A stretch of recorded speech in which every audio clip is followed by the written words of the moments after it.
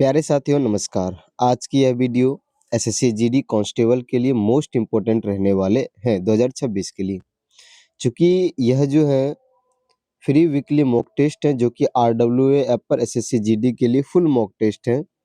लगभग 2 lakh plus student अभी इस अटेम्प्ट को यानी इस टेस्ट को लगा चुके हैं, 2 लाख प्लस स्टूडेंट, ठीक है ना? तो इस वीडियो में हम उसी टेस्ट का यानी मॉक टेस्ट का जो है जीएस और हिंदी का डिटेल में सॉल्यूशन देखने वाले हैं। अगर आप यह टेस्ट दिए थे जो कि 25 जनवरी का है, इसमें आपका क्या स्कोर रहा था आप कमेंट बॉक्स में ज़रूर बताइएगा। चलिए सबसे पहले हम जीके जीएस के पोर्शन से 20 क्वेश्चंस को देखते हैं, जिनमें कि पहला प्रश्न है हमारा, हाल ही में किस राज्य सरकार ने नर नीलगाय को मारने की अनुमति दी है? तो नर नीलगाय को मारने की अनुमति दी है हरियाणा सरकार ने। ऑप्शन नंबर सी करेक्ट हो जाएंगे, हरियाणा सरकार ने।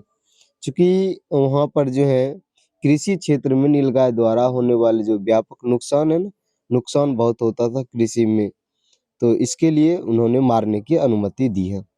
आइए एडिशनल जानकारी लेते हैं, नीलगाय क्या है। इनका वैज्ञानिक नाम जो है बोसला प्लस, क्या है, बोसला पस बोसलापस ट्रैगोकेमल्स, ट्रैगोकेमल्स क्या होता है, ट्रैगोकेमल्स, ये इनका क्या है, तो ये है इनका वैज्ञानिक नाम, ठीक है ना।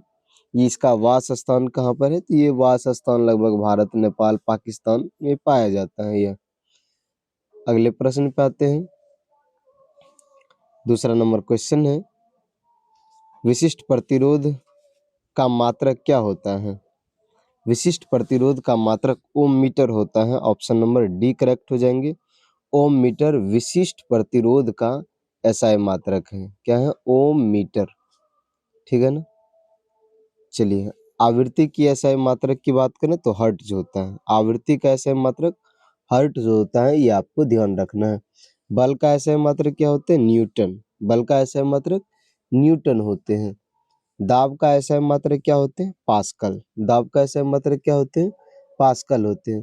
कार्य ऊर्जा और ऊष्मा का एसआई मात्रक क्या होता है, जूल, कार्य ऊर्जा और ऊष्मा का एसआई मात्रक क्या होता है, जूल होता है। शक्ति का एसआई मात्रक क्या होता है, वाट, शक्ति का एसआई मात्रक वाट होता है, ठीक है ना। धारिता का एसआई मात्रक क्या होता है, फैराडे, धारिता का एसआई मात्रक फैराडे होता है, ये भी आपको ध्यान रखना है, ठीक है ना। तो चलिए बाकी कूलाम तो विद्युत आवेश का एसआई मात्रक होता है, कूलाम, विद्युत आवेश का एसआई मात्रक क्या होता है, कूलाम होता है, ये बातें आपको ध्यान रखना है।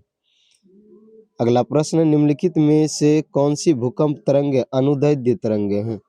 कौन सी भूकंप तरंगे जो है अनुदैर्ध्य तरंगे हैं? तो प्राथमिक तरंगे जो होती है यानी पी तरंग है, ये अनुदैर्ध्य तरंग है। ऑप्शन नंबर बी करेक्ट हो जाएंगे, प्राथमिक तरंगे। इसे जो है संपीड़न तरंगे भी कहते हैं, क्या कहते हैं इसको, संपीड़न तरंगे भी पी तरंगे को कहते हैं, संपीड़न तरंगे, ये भी आपको याद रखना है, ठीक है ना।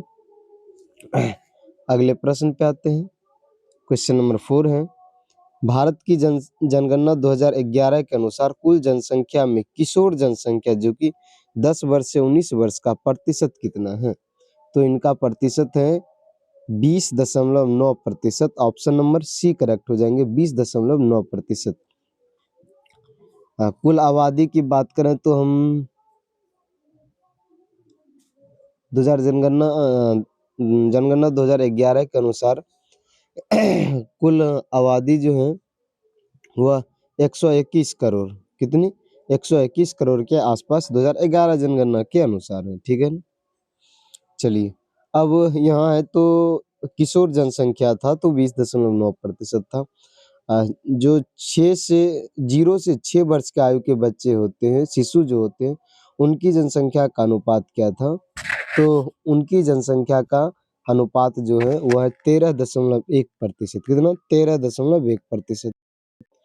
क्वेश्चन नंबर 5 है, वर्धन वंश की स्थापना किस शासक ने की थी? वर्धन वंश की स्थापना पुष्यभूति ने की थी, किसने, पुष्यभूति ने। ऑप्शन नंबर जो है बी करेक्ट हो जाएंगे, वर्धन वंश जिसे पुष्यभूति वंश के नाम से भी जाना जाता है। इसी वंश को पुष्यभूति वंश भी कहते हैं। पुष्यभूति वंश भी किसे कहते हैं? वर्धन वंश को कहते हैं। ठीक है ना। इस वंश में जो है सबसे प्रसिद्ध शासक कौन रहे थे? तो सबसे प्रसिद्ध शासक रहे थे हर्षवर्धन। कौन? हर्षवर्धन सबसे प्रसिद्ध शासक रहे थे वर्धन वंश की। क्वेश्चन नंबर 6 है, प्रथम एशियाई खेलों में भारत कुल कितने पदकों के साथ समग्र पदक तालिका में दूसरे स्थान पर रहा?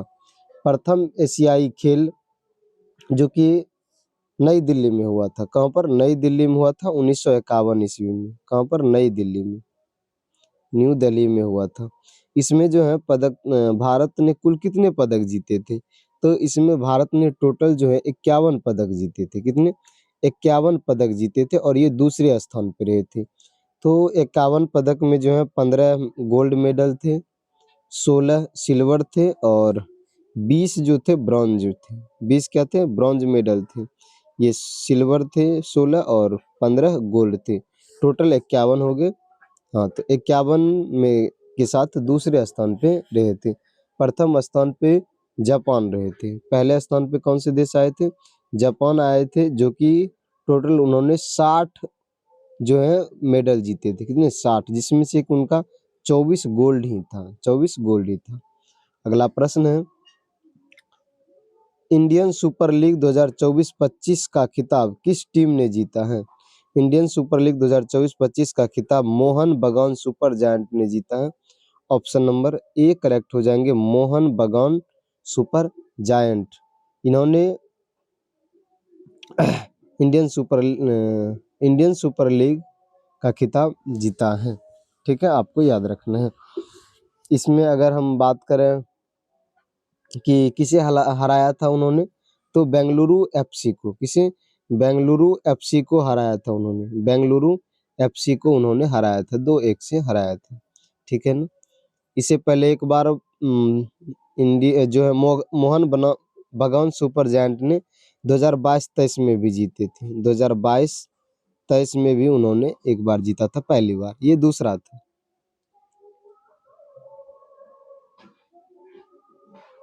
नहीं, ये दूसरा नहीं था। हाँ, ये दूसरा खिताब था 2022-23 का। इस दूसरी बार ये जीता था। मोहन बगान दूसरा आईपीएल मतलब आईएसएल का खिताब जीता था 2022-23 में। ठीक है ना। अगले प्रश्न पे आते हैं। कृष्णा और राधा की कहानियों को दर्शाने के लिए रासलीला शैली में कौन सा शास्त्र नृत्य किया जाता है? तो रासलीला शैली में जो है मणिपुरी शास्त्र नृत्य किया जाता है, जिसमें कि कृष्ण और राधा की कहानियों को दर्शाते हैं। ऑप्शन नंबर बी करेक्ट हो जाएंगे, रासलीला। ठीक है ना। सत्रिया ये कहाँ का है? असम का है। ये कहाँ का शास्त्र नृत्य है? असम का है। कथक कहाँ का है? उत्तर भारत का। कथक कहाँ का है? उत्तर भारत का है। ठीक है ना। ये भी आपको ध्यान देना है। मोहिनीअट्टम केरल का है। ये भी आपको देना है ध्यान में। अगले प्रश्न पे आते हैं। मेक इन इंडिया अभियान का प्राथमिक उद्देश्य क्या है? मेक इन इंडिया का प्राथमिक उद्देश्य है कि विनिर्माण को बढ़ावा देना और प्रत्यक्ष विदेशी निवेश को प्रोत्साहित करना। ये मेक इन इंडिया कार्यक्रम का मुख्य लक्ष्य है। अगला प्रश्न है, विभज्योतक की कोशिकाओं के पास डैश नहीं होता है। विभज्योतक जो होती हैं उसके पास क्या नहीं होती है? रसधानियां नहीं होती हैं। कौन सी? रसधानियां नहीं होती हैं। ऑप्शन नंबर बी करेक्ट हो जाएंगे, रसधानियां यानी कि वोकल्स नहीं होती हैं। ठीक है ना, क्योंकि ये कोशिकाएं लगातार क्या होती रहती है? विभाजित होती रहती है। संसद के किस सदन को उच्च सदन कहते हैं? संसद के किस सदन को उच्च सदन कहते हैं? तो राज्यसभा को उच्च सदन कहा जाता है, वही लोकसभा को निम्न सदन कहते हैं। लोकसभा को निम्न सदन कहते हैं। ये भी आपको ध्यान देना है। तो ऑप्शन नंबर जो है बी करेक्ट हो जाएंगे। कथक में खड़े होने की मुद्रा के लिए निम्नलिखित में से किस शब्द का प्रयोग किया जाता है? कथक जो कि उत्तर भारत का शास्त्रीय नृत्य है, विशेष तौर से उत्तर प्रदेश से ऑप्शन में कभी दे देता है। तो खड़े होने की मुद्रा को ठाठ कहते हैं। क्या? ठाठ कहते हैं। ऑप्शन नंबर सी करेक्ट हो जाएंगे। ठाठ शब्द का प्रयोग करते हैं संतुलन की स्थिति बनाए रखने के लिए। क्वेश्चन नंबर 13 है, मौद्रिक नीति के संबंध में भारतीय रिजर्व बैंक आरबीआई का कार्य क्या है? आरबीआई का कार्य है कि करेंसी नोट जारी करना। ऑप्शन नंबर जो है डी करेक्ट हो जाएंगे, करेंसी नोट जारी करना। ठीक है ना। अगला प्रश्न, राष्ट्रीय सुरक्षा, सड़कें, सरकारी प्रशासन किस प्रकार की वस्तुओं के उदाहरण है? तो राष्ट्रीय सुरक्षा, सड़कें, सरकारी प्रशासन ये जो है सार्वजनिक वस्तुएं का उदाहरण है। ऑप्शन नंबर जो है ए करेक्ट हो जाएंगे, सार्वजनिक वस्तुएं। अगले प्रश्न पे आते हैं। 15 नंबर है, भारतीय संविधान का निम्नलिखित में से कौन सा अनुच्छेद भारत में चुनाव आयोग से संबंधित है? चुनाव आयोग से संबंधित आर्टिकल 324 है। ऑप्शन नंबर ए करेक्ट हो जाएंगे, आर्टिकल 324। भारत का राष्ट्रपति ये किस अनुच्छेद में है? 52 में। भारत का राष्ट्रपति अनुच्छेद 52 में। राष्ट्र संघ की कार्यपालिका शक्ति जो है, संघ की कार्यकारी शक्ति आर्टिकल 53 में है। राष्ट्रपति का चुनाव आर्टिकल 54 में। राष्ट्रपति का चुनाव आर्टिकल 54 में है। ठीक है ना। और आर्टिकल 61 में है राष्ट्रपति को पद से हटाने की प्रक्रिया। आर्टिकल 63 में भारत में एक उपराष्ट्रपति होगा। ठीक है ना, उपराष्ट्रपति होगा भारत में। ये दिया हुआ है किसमें? आर्टिकल 63 में। ठीक है, आपको याद रखना है। वह आर्टिकल 79, 80, 81 ये भी आपको याद रखना है। आर्टिकल 79 में संसद है। आर्टिकल 79 में क्या है? संसद है। आर्टिकल 80 में जो है राज्यसभा है और 81 में लोकसभा है। यानी हम याद रखते हैं सरला से, सो रो ला का, स से संसद, र से राज्यसभा, ल से लोकसभा, ये याद रखना है। क्वेश्चन नंबर 16, निम्नलिखित में से किसे देशभक्तों का राजकुमार के रूप में जाना जाता है? सुभाष चंद्र बोस को देशभक्तों के राजकुमार के नाम से जानते हैं। ऑप्शन नंबर ए करेक्ट हो जाएंगे। फरवरी 2025 में पीएम किसान सम्मान निधि की 19वीं किस्त किस स्थान से जारी की गई? 19वीं किस्त जो जारी की गई वह भागलपुर से। कौन से? भागलपुर से। ऑप्शन नंबर बी करेक्ट हो जाएंगे, भागलपुर से जारी किया गया। अगला प्रश्न, भारत की सबसे बड़ी मीठे पानी की झील का नाम बताइए। भारत की सबसे बड़ी मीठे पानी की झील वुलर झील है। कौन सा? वुलर झील है, जो कि कहाँ पर पड़ता है? जम्मू एंड कश्मीर में। जम्मू कश्मीर में जो है भारत की सबसे बड़ी मीठे पानी की झील है वुलर झील। ठीक है। वही खारे पानी, चिल्का झील जो है ये खारे पानी की झील है। पुलिकट जो है ये क्या है? खारे पानी की झील है ना। ये है डल झील भी मीठे पानी, लेकिन छोटा है ये। दक्षिण भारत की सबसे ऊंची चोटी कौन सी है? दक्षिण भारत की सबसे ऊंची चोटी अनायमुडी है। कौन सी? अनायमुडी है। ऑप्शन नंबर बी करेक्ट हो जाएंगे, अनायमुडी दक्षिण भारत की सबसे ऊंची चोटी है। बात करें इसकी तो कितनी ऊंचाई है इसकी? ये लगभग 2695 मीटर। कितना? 2695 मीटर इसकी ऊंचाई है। ठीक है, अगले प्रश्न पे आते हैं। और ये जीके का लास्ट क्वेश्चन है, तो हम चाहेंगे कि इसका जवाब आप कमेंट बॉक्स में दीजिए, क्योंकि आप भी कुछ रिसर्च करिएगा तो आप भी जानिएगा। आप पहले से अगर आप जानते हैं तो आप जरूर कमेंट बॉक्स में बताइएगा। रिक्त स्थान राजस्थान के भील समुदाय का एक आदिवासी नृत्य है। कौन सा? राजस्थान के भील समुदाय द्वारा किया जाने वाला एक आदिवासी नृत्य है। रसीना, बीटू, गरबा या फिर घूमर? इसका जवाब आप कमेंट बॉक्स में दीजिएगा। ठीक है, एक आध तो आप भी बता सकते हैं। अब आते हैं हम लोग हिंदी में। किसे? हिंदी पोर्शन से देखते हैं 20 प्रश्न। दिए गए वाक्य के किस भाग में त्रुटि है? इनमें से किस भाग में त्रुटि है? केवल आप ही, क्या लिखा हुआ है? ये है आपका जो है, केवल आप ही यह काम निपुणता से कर सकते हैं। केवल आप ही यह काम निपुणता से कर सकते हैं। तो इसमें जो है क्या त्रुटि है? तो इसमें त्रुटि है केवल आप ही। ये क्या है? त्रुटि है। क्यों त्रुटि? क्योंकि ये होना चाहिए शुद्ध वाक्य। क्या होना चाहिए? आप ही यह काम निपुणता से कर सकते हैं। आप ही यह काम निपुणता से कर सकते हैं, ये राइट आंसर हो जाएगा। नहीं, ऑप्शन नंबर बी करेक्ट हो जाएंगे। 2 नंबर प्रश्न है, दिए गए वाक्य का वह भाग ज्ञात कीजिए जिसमें कोई त्रुटि है। कोई त्रुटि है वह भाग ज्ञात करने के लिए कहता है। तो यहाँ देखिए दिया हुआ है, साहित्य की नींव का आधार जीवन है, इसी जीवन का साहित्य की दीवार खड़ी होती है। इसी नींव का साहित्य की दीवार खड़ी होती है। इनमें से कौन सा? ये वाला पोर्शन जो है ना, ये गलत है। इसी नींव पर, इसी नींव का, ये जो है ना, ये इसी नींव का, ये गलत है। यहाँ पर होना चाहिए इसी नींव पर, यानी कि का गलत है सिर्फ। ऑप्शन नंबर बी करेक्ट हो जाएंगे, राइट हो जाएंगे। साहित्य की नींव का आधार जीवन है, इसी नींव पर साहित्य की दीवार खड़ी होती है। ऑप्शन नंबर बी करेक्ट हो जाएंगे। अस्थावर शब्द का विलोम कौन सा होगा? अस्थावर शब्द का विलोम यानी उल्टा शब्द कौन सा होगा? जंगम। कौन सा होगा? जंगम जो है इसका विलोम शब्द होंगे अस्थावर का। ऑप्शन नंबर डी करेक्ट हो जाएंगे, जंगम। वहीं हम बात करें जर का, तो जर का विलोम क्या हो जाता है? चेतन। जर का विलोम चेतन हो जाता है ना। चंचल का हो जाता है स्थिर, चंचल का स्थिर हो जाता है। अगला है अमन और कबीर मित्र हैं, विकल्पों में से इस वाक्य में रेखांकित मित्र शब्द का पर्यायवाची शब्द नहीं है। मित्र शब्द का कौन सा जो है पर्यायवाची शब्द नहीं है? तो रैना, ये मित्र शब्द का पर्यायवाची शब्द नहीं है। ऑप्शन नंबर बी करेक्ट हो जाएंगे, रैना नहीं है, बल्कि मित, सहचर और दोस्त ये मित्र का पर्यायवाची शब्द है। आत्मजा का पर्यायवाची शब्द क्या है? आत्मजा का पर्यायवाची शब्द होते हैं Tania. Option number C correct हो जाएंगे, तनिया आत्मजा का पर्यायवाची शब्द है। सूत का क्या होता है? तनय होता है, लड़का होता है, इसके अलावा पुत्र हो जाता है, ये सूत का पर्यायवाची शब्द है। ठीक है ना। अम्बा का क्या हो जाता है? माँ हो जाता है, जननी हो जाती है और धात्री, ये अम्बा का पर्यायवाची शब्द है। भारिया का पर्यायवाची शब्द पत्नी हो जाता है, पत्नी हो गए, दारा हो गए, बेगम हो गए, दारा हो गए और बेगम हो गई, ये क्या है? भारिया का पर्यायवाची शब्द है। लंबोदर शब्द के लिए उचित वाक्यांश है। लंबोदर के लिए जिसका उदर लंबा हो वह लंबोदर होता है। ऑप्शन नंबर बी करेक्ट हो जाएंगे, जिसका उदर लंबा हो लंबोदर। प्रश्न नंबर 7 है, दिए गए वाक्यों में से उस विकल्प का चयन करें जो नीचे दिए गए मुहावरे का अर्थ व्यक्त करता हो।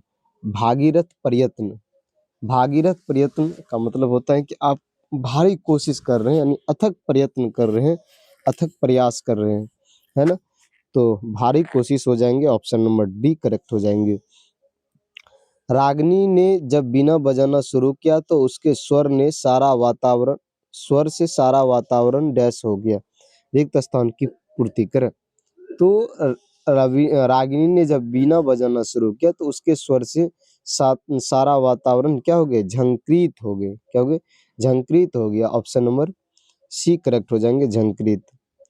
सही वर्तनी वाले शब्द का चयन कीजिए, इसमें से कौन सा वर्तनी जो यानी कौन सा लिखा हुआ सही है? हस्तांतरित, तो हस्ततरित ये नहीं, ये हस्तांतरित भी नहीं, ये भी नहीं, ये है। ऑप्शन नंबर ए करेक्ट हो जाएंगे, हस्तांतरित, ये सही वर्तनी है। क्वेश्चन नंबर 10 है, दिए गए वाक्य में रेखांकित खंड को प्रतिस्थापित करने के लिए उपयुक्त विकल्प का चयन करें। जातिवाद की समस्या स्वास्थ्य राष्ट्र के पनपने में बहुत बड़ा बाधक तत्व है। तो इसके स्थान पे क्या आएगा? इसके स्थान पे आएगा कि स्वास्थ्य राष्ट्रीयता के पनपने में, ठीक है ना। स्वास्थ्य राष्ट्र नहीं बल्कि राष्ट्रीयता के पनपने में बहुत बड़ा बाधक है जातिवाद, ठीक है ना, राष्ट्र नहीं राष्ट्रीयता। अब है आपको कुछ गद्यांश है, यहाँ पर 5 क्वेश्चंस गद्यांश के मिलने वाले हैं और इधर रिक्त स्थान में भरने वाले शब्द दिए हुए हैं। पहला, आज के युवा कल के भविष्य हैं। देश की उन्नति का आधार युवा वर्ग को ही माना जाता है। युवाओं में इतना डैश एवं शक्ति होती है। युवाओं में क्या होती है? तो युवाओं में इतनी साहस और शक्ति होती है कि वे किसी भी परेशानी का सामना कर सकते हैं। तो यहाँ क्या हो जाएंगे? साहस। क्या हो जाएंगे नंबर में? साहस और शक्ति होती है। और अगले में भरने वाले हैं कि इसके जीने की एक अलग डैश होती है। इसके जीने की जो है यानी युवाओं के जीने की अलग ही शैली होती है। युवा वर्ग में हर समय कुछ नया करने का डैश होता है। कुछ नया करने का क्या होता है? युवा वर्ग के जो लोग हैं उसे कुछ नया करने का सपना होता है। तो यहाँ पर सपना भरा जाएगा। आज इन्हीं सब की देन है कि हमारी सेना दिन प्रतिदिन डैश होती जा रही है। हमारी सेना दिन प्रतिदिन क्या होती जा रही है? मजबूत होती जा रही है युवाओं को के लिए। तो ऑप्शन नंबर बी करेक्ट हो जाएंगे, मजबूत। परंतु कई कारणों से युवाओं में पाश्चात्य संस्कृति का प्रभाव एवं आधुनिक रहन-सहन की धारणा उत्पन्न हो रही है, जिसके कारण वे अपने नैतिक की अवहेलना कर रहे हैं। तो जिसके कारण नैतिक मूल्यों की वो क्या कर रही हैं? अवहेलना कर रही हैं। ठीक है ना? तो ये था गद्यांश। अब है दिए गए विकल्पों में से सही वाक्य पहचानिए। ईमानदारी मनुष्य का श्रेष्ठ लक्षण है। क्या ईमानदारी मनुष्य का श्रेष्ठ लक्षण है? ये सही है। सही वाक्य, ईमानदारी मनुष्य का श्रेष्ठ लक्षण है। लक्षण नहीं बल्कि श्रेष्ठ गुण होना चाहिए। ठीक है ना? आचरण नहीं, व्यवहार नहीं, गुण। तो ऑप्शन नंबर डी करेक्ट हो जाएंगे। ईमानदारी मनुष्य का श्रेष्ठ गुण है। गंगा तट में कौन सा समास पाया जाता है? गंगा तट में जो है गंगा के किनारे यानी संबंध की बात होते है, संबंध तत्पुरुष हो जाएंगे। कौन सा समास पाए जाएंगे? संबंध तत्पुरुष समास पाए जाएंगे। ठीक है, गंगा का तट यानी कि गंगा का किनारा, है ना? वही जलमग्न यानी जल में मग्न डूबा हुआ, तब हो जाएंगे क्या? अधिकरण तत्व, है ना? अगला है निम्नलिखित में से किस विकल्प में सभी शब्द अनेकार्थी हैं? तो कौन से विकल्प में सभी शब्द जो है अनेकार्थी हैं? तो इनमें से जो है ऑप्शन नंबर डी करेक्ट, सभी शब्द अनेकार्थी हैं। तो अनंत में भी है, यहाँ भी है और यहाँ भी है। यानी कि 3 और 4 राइट आंसर हो जाएंगे। अनंत, कल और कर, दल, गुरु और पतंग, यानी कि ऑप्शन नंबर जो है सी करेक्ट हो जाएंगे। मंत्रकारी शब्द का तद्भव रूप क्या है? मंत्रकारी शब्द का तद्भव रूप होते हैं मदारी। क्या होते हैं? मदारी होते हैं। ऑप्शन नंबर ए करेक्ट हो जाएंगे, मदारी। ठीक है ना?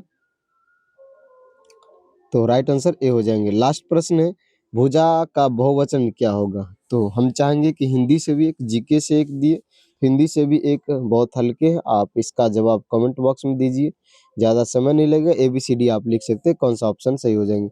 क्या ए होंगे या फिर बी होंगे या सी या फिर डी? भुजा का पर्यायवाची, भुजाओं, भुजाएं, बहुभुज या भुजा भुजा, क्या हो जाएंगे? कमेंट बॉक्स में बताना है। तो थैंक यू। बाकी ये क्लास आपको कैसा लगा आप कमेंट बॉक्स में ज़रूर बताइएगा। Thank you.